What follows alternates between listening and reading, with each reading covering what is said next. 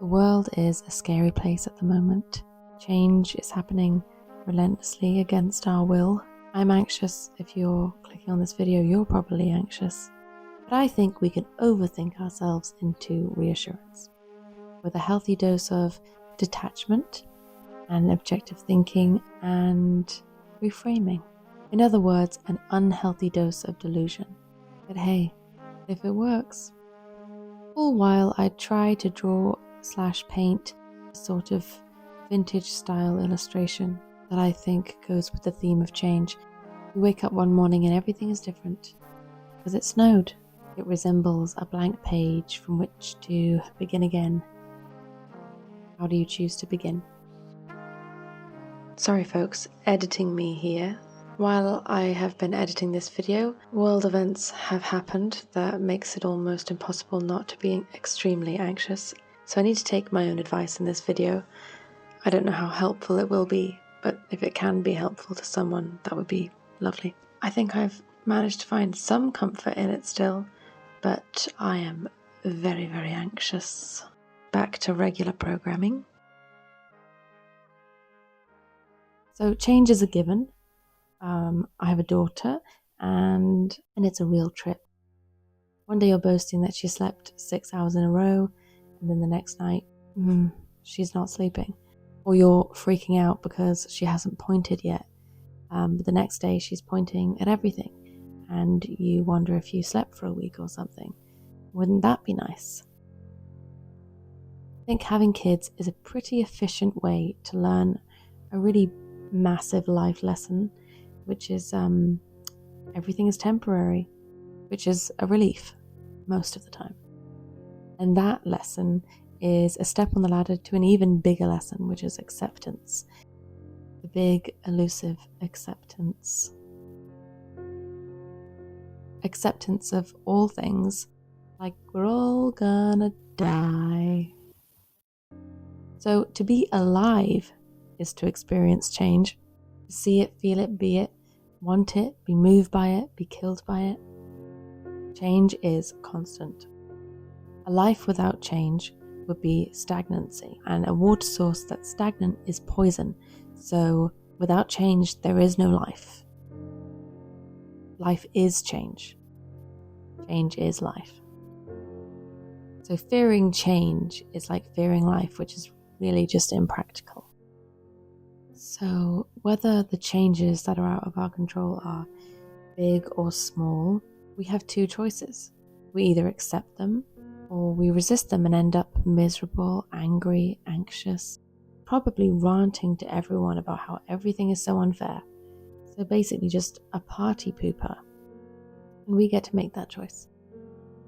But is there anything that we can do to change anything positively? I think so, but it requires a shift of focus and some pragmatic thinking. First of all, let's remind ourselves how tiny we are and how we have fecal power, really. I think that's important.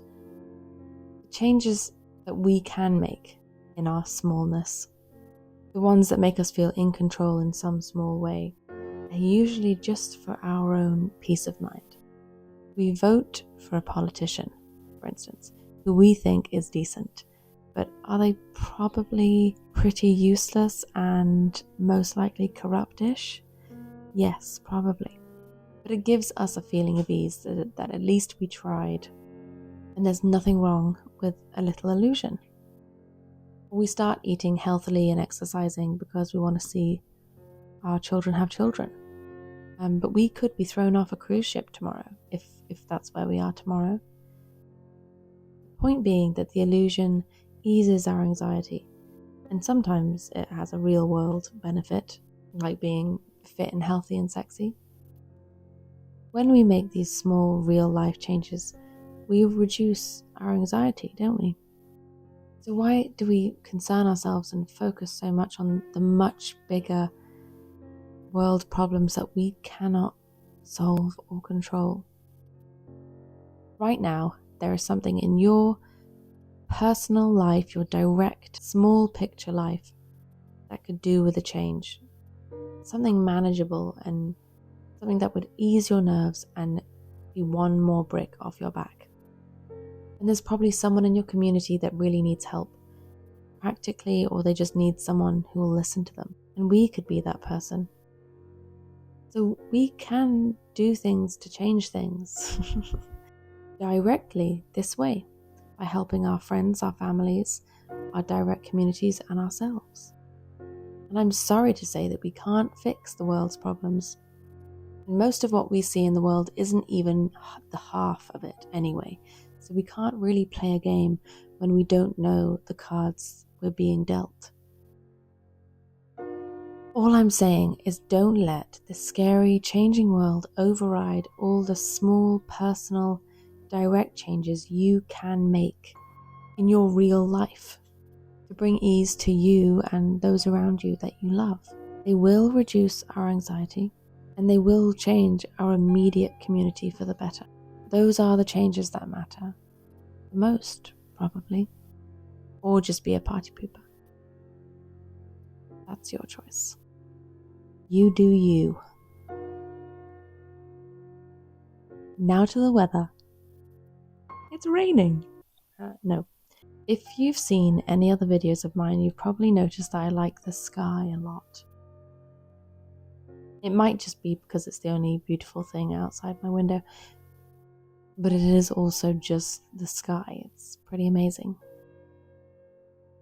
I live in a very mild place, so just before I say anything else, just keep that in mind. It changes from sunny brightness to big, broody, navy, dark storm clouds in an hour. And we're really high up in my apartment, so it feels like you're in it. And since living here, I've become totally bored with the small talk of the weather. It's raining again. Yes, it is correct. That's happening. Ugh, it's so foggy. Yes, it is. But isn't it nice how everything suddenly becomes very mysterious when it's foggy and anyone could be around the corner? You feel lost in the Aldi car park. This weather business, all this changeable weather, is just another reminder that everything is temporary, life is fleeting, and how each moment has its own untouchably unique atmosphere. And if that's not ignition for inspiration, then I don't know what is. Like life, the weather is the good and the bad. If the world was exactly how we'd like it to be, well, first of all, we'd be really alone because no one has the same ideals. But also there would be no art. If there was no negative change, there would be nothing to create in response, in opposition to, or to solve the problem, or to give hope. Without the struggle, we would have no story to tell with any merit or moral. Look at human history. It's all change. It is filled with rapid change, slow change, small changes, big changes, terrifying change, and comforting change. It is a sad fact that we, the anxious folk of today, don't deserve less change or better change more than any of those other humans throughout history who were scared of their changing times. So I think we should humble ourselves a little bit and accept that we're no different from all those other humans, or we could continue swimming against the tide and cursing the wind, just generally pooping all over the party that is life. So life doesn't exist without change. Art doesn't exist without change. And hope wouldn't exist either. Make your world smaller as often as possible, would be my advice. And to focus on where you can make changes and help people meaningfully. Bring this ease to your direct community and it might spread out from there. So are we reassured yet? Probably not. But at least I tried.